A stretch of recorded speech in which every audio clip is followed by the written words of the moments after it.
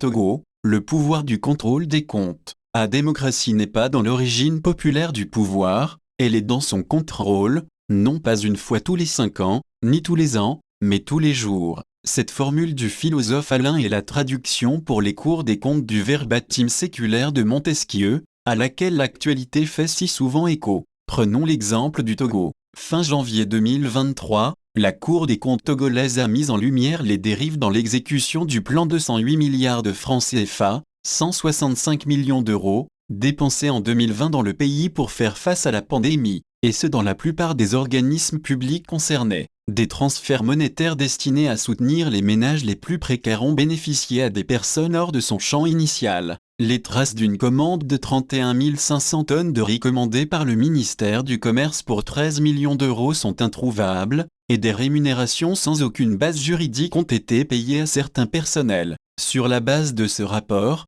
plusieurs personnalités politiques et de la société civile ont appelé le président togolais Faure Gnassingbé à agir. Tout en rejetant les accusations de malversation, le gouvernement a félicité la Cour des comptes, dont le travail traduit un fonctionnement normal des institutions de l'état de droit prévu par la Constitution ainsi que la volonté de transparence qui anime les autorités togolaises. En tout état de cause, le Parlement a convoqué une session extraordinaire sur la base du rapport pour inviter les ministres en exercice à se justifier sur la gestion de la crise sanitaire. Que peut bien vouloir dire cet exemple du rapport d'audit de la Cour des comptes sur la démocratie togolaise? Relevons d'abord le courage des conseillers et magistrats, des fonctionnaires publics, qui ont osé et certainement persévéré dans leur volonté de réaliser leur exacte mission et d'en publier les résultats critiques. Ici les travaux de contrôle d'un programme important de dépenses publiques pour activer la solidarité dans une crise sanitaire mais aussi économique majeure.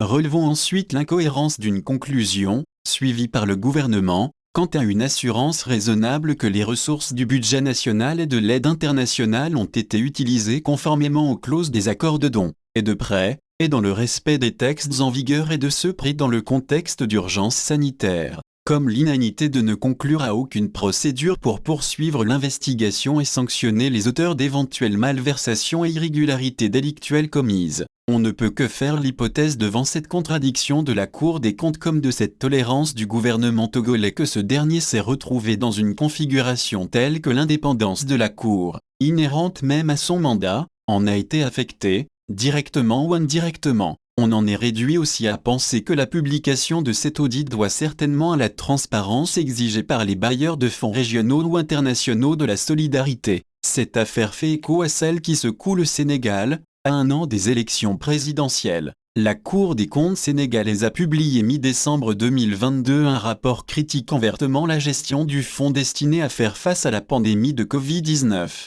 Celui-ci a officiellement compris plus de 740 milliards de francs CFA, plus de 1,1 milliard d'euros, financés par l'État sénégalais et des bailleurs internationaux. L'institution a toutefois relevé une surfacturation de plus de 4,1 millions d'euros sur le prix du riz et le gel hydroalcoolique acheté et distribué aux populations les plus démunies pendant le confinement, selon le rapport. 29 millions d'euros ont également été alloués à des dépenses sans lien avec la Covid-19, comme l'achat de bagues de fleurs par le ministère de l'Urbanisme. Plusieurs marchés ont en outre fait l'objet d'importantes malversations. 3 agences de voyage appartenant à la même personne ont remporté 17 marchés pour un total de 23 millions d'euros de fournitures médicales, alors qu'elles n'avaient pourtant aucune expérience dans la fourniture de tels équipements. La publication de ce rapport a provoqué d'importantes manifestations de la part de la population, pour la plupart interdites par les autorités par arrêté préfectoral. Un collectif de 110 citoyens issus de la société civile nommé Nos milliards ne vont pas disparaître,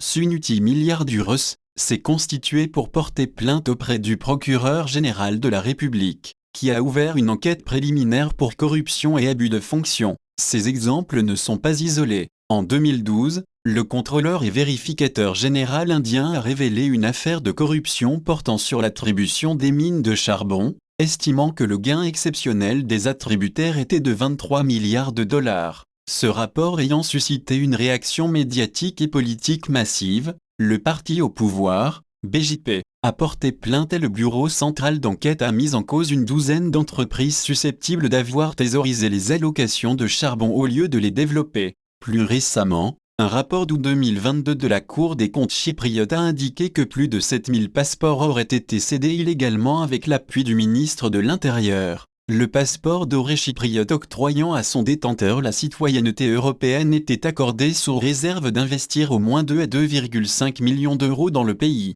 permettant notamment à des criminels ou oligarques russes de contourner certaines sanctions adoptées par l'Union européenne. L'institution a nommément accusé le ministre de l'Intérieur chypriote d'avoir été mis au courant des dérives par le ministère de l'Économie, sans pour autant réagir en raison de la manne financière que ce système représentait, 7 milliards d'euros pour l'État chypriote en 13 ans. Sous pression de la part de la Commission européenne après le rapport de l'ISC, le pays a révoqué la citoyenneté de 39 investisseurs depuis un an, dont celle de plusieurs oligarques russes. Qu'est-ce que ces cas concrets nous indiquent sur le rôle des cours des comptes aujourd'hui ? Qu'elles sont absolument indispensables au bon fonctionnement des régimes démocratiques. Si les citoyens pensent et disposent, le Parlement délibère et l'exécutif met en œuvre, la Cour des comptes évalue et contrôle ce qui peut l'être dans le champ de compétences octroyées par le pouvoir souverain. Là est toute la subtilité du mandat dans lequel elle s'insère, contrôler sans contraindre, recommander sans imposer, induire sans tromper,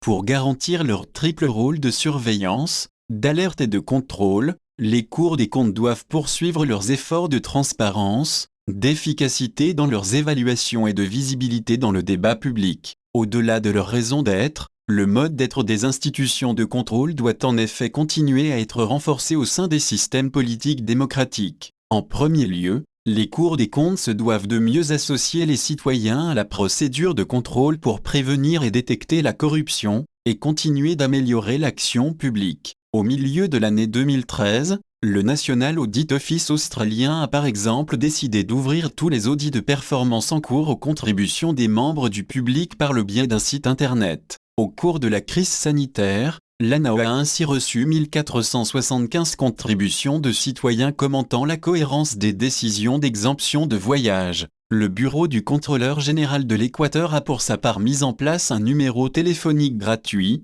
1800 Etico, qui permet aux employés et aux citoyens de signaler anonymement et en toute sécurité la fraude financière au sein d'entités publiques. En France, la Cour des comptes a ouvert en septembre 2022 une plateforme en ligne permettant aux citoyens de signaler les irrégularités ou dysfonctionnements constatés dans la gestion publique et le bon emploi de l'argent public. En second lieu, la redevabilité du pouvoir exécutif envers les recommandations des institutions de contrôle indépendantes doit être assurée. Établir l'obligation d'un élu, d'un organe ou d'une collectivité de rendre compte de ses activités constitue l'expression de l'exigence libérale démocratique qu'il ait le pouvoir de l'élu au devoir de rendre des comptes envers les délégants légitimes de ce pouvoir. Ultimement, les citoyens, d'une part, accélérer la rapidité et le ciblage des contrôles en cas de crise est indispensable pour contrôler les bouleversements budgétaires et les procédures extraordinaires qui peuvent en découler, et ainsi limiter les risques de fraude et de corruption.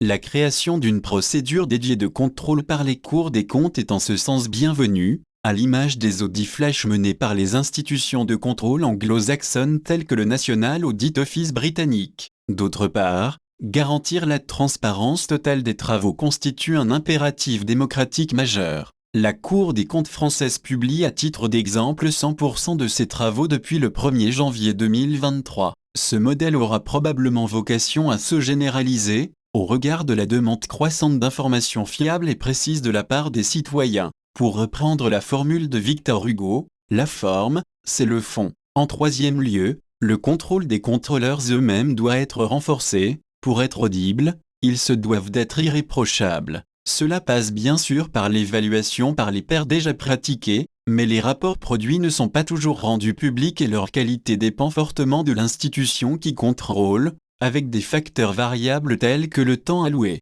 l'acculturation aux dispositifs institutionnels nationaux et la définition du périmètre de contrôle. Les cours des comptes pourraient ainsi faire œuvre d'exemplarité, en favorisant notamment la mise en place d'évaluations de leur fonctionnement par un groupe représentatif de la société civile, éventuellement tiré au sort, et accompagné d'un groupe d'experts ad hoc. En quatrième lieu et enfin, une véritable culture des contre-pouvoirs doit être instillée au sein des structures institutionnelles permettant l'existence des institutions de contrôle. Selon un rapport de la Banque mondiale publié en 2021, De nombreux États ne prévoient pas explicitement l'autonomie et l'indépendance financière des institutions supérieures de contrôle vis-à-vis du pouvoir central, et les candidats à la présidence d'une institution ne sont pas soumis à un processus ouvert et concurrentiel. Les cours des comptes pourraient alors mettre systématiquement en place des processus de suivi et d'atténuation des menaces à leur indépendance, et éventuellement les publiciser au sein de l'opinion publique.